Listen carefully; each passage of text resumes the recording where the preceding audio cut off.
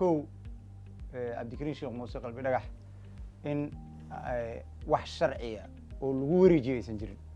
oo wareejintiisu ay ahayd sharci darro khalad de tabcan cid khaladkaas gashay mas'uuliyadeedana waa su'aal kale taagan kow labo ururka oo NLF inuusan ahayn dadka Soomaaliyeed iyo dawladdiisuna aysan u aqoonsanayn urur argagixiso sida golaha wasiiradu uu hore u sheegay saddex waxa la leeyahay wixii heshiisya oo dawladdu ay cuskatay inay ahaayeen wax kama jiraan oo aan u dhigmin una qalmin in lagu gudbiyo muwaadin Soomaaliyeed natiijada soo baxda waxa laga rabaa baarlamaanka Soomaaliyeed ee guud yaa hadda mas'uuliyadeeda iska leh oo ah yaa wixii dhacay ka mas'uula dabcan ma aysan sheegin qaybtaas waxay yiraahdeen oo si caata ah gudigu u sheegay in hay'adda nabad sugidda ay tahay laakiin waxaan ognahay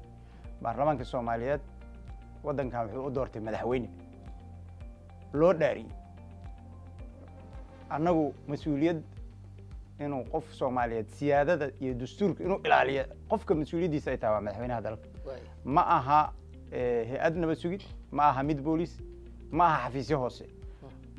warka meesha ugu muhiimsan marka oo hadda la rabo in baarlamaanku uu ka qaado waxay tahay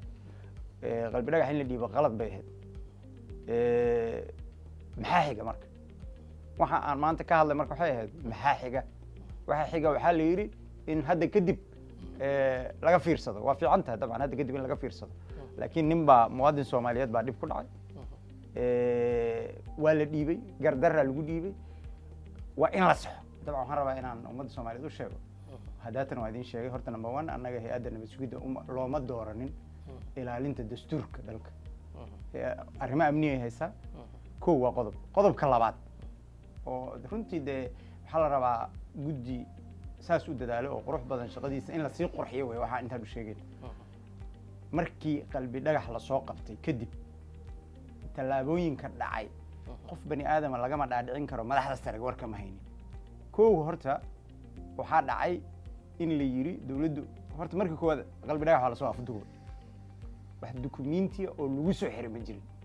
ilaa wixii ka baxsan in maxkamadu amar qorto qofkii la soo qabsadaa waa afduub horta markii koowaad waa la soo afduubay markii la soo afduubay oo xamar la keenay dawladda waa loo tagay xildhibaanada u tagay waxa la yiri ninkaas yaan la dhiibin waa la ogaa ninkuna oo NLF dawladdu waxay tiri ma dhiibayno asagaan soo badbaadinay dawladdii waa dhiibtay ninka markay dhiibtay waa lagu laabtay waxay yiraahdeen wada hadal buu Itoobiya kula jira dawladda Itoobiya hadashay waxay dhahneen argagixisada hooy oo NLF noo soo dhiibay dawladda Soomaaliya noo soo dhiibay maasanta dawladdii Soomaaliyeed markaas maradu ka dhacday markay maradu ka dhacday waxa la abaabulay shir golo wasiir way ka bariyaan maqli jira marka shirka golaha wasiirada waxa la qabtay 10 bari kadib markii qalbi dhagax la dhiibay waxa la yiri kow qalbi dhagax wuxuu ahaa nin argagixisa oo NLF iyo shabaab oo NLF-na urur argagixisa ahayd kow labo shuruuc yaanu cogsanay oo sharcigi hebel oo lagu soo saxay jigjigay sharcigi hebel oo xaq lagu soo saxay saddex markii intaas ay dhacday marka qofka igu qancin kara hay'adda nabad sugidda ogeed oo qalbi dhagax soo qabatay oo dhiibtay ayadoo golaha wasiirada la fariisiyay yaa fariisiyay golaha wasiirada marka hay'adda nabad sugidda fariisisay ma fariisin ra'iisul wasaaraha fariisiyay madaxweynaha iyo ra'iisul wasaaraha madaxda ugu sarreysay dalkan mas'uuliyad ay ka saarantay waxaan rabaa marka inaan halkan ka sheego dad aad u badan oo waxaan arkay u jadbaysan oo leh qaranka la duminaya qalbi dhagax hal qof buu ahaa dadka ka muhiimsan waxaan rabaa inaan idin sheego raali iga ahaw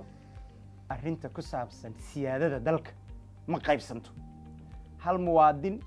iyo 1 milyan oo muwaadin waa isku xuquuq hal talaabo dhula iyo 50 talaabo ama 50 kilomitir oo dhula ama Soomaaliya waa isku ayadana waa isku mid waxa la rabaa madaxda dalka sida Amiin Jeeso oo sheegay hadii khalad ka dhacay ayadoo la khalad naga dhacay waa ka cudur daaranaynaa dadka Soomaaliyeed mar dambe ma sameynayna maarag madaxweynuhuna ma dhihin ra'iisul wasaaruhuna ma dhihin waxaan rabaa inaan raali ahaatid riboorka maanta soo baxay ilaa hadda dawladdu statement kama soo saarin xukuumaddu ma dhihin waa aqbalnay warkii golaha baarlamaanku soo saaray khaladaa dhacay waa saxayna ma dhihin madaxweynuhu kama hadal waxaan aad iyo aad u la yaabanahay dabcan saaxiibka xildhibaan Jeesona anaa ka haysta taas madaxweynuhu iyo madaxda sare iyo ra'iisul wasaaruhu ma ogeyn war qariya ma aha maanta sheegay haday ogaayeen waa khalad weyn hadaysan ogeyn waa khalad aad uga daran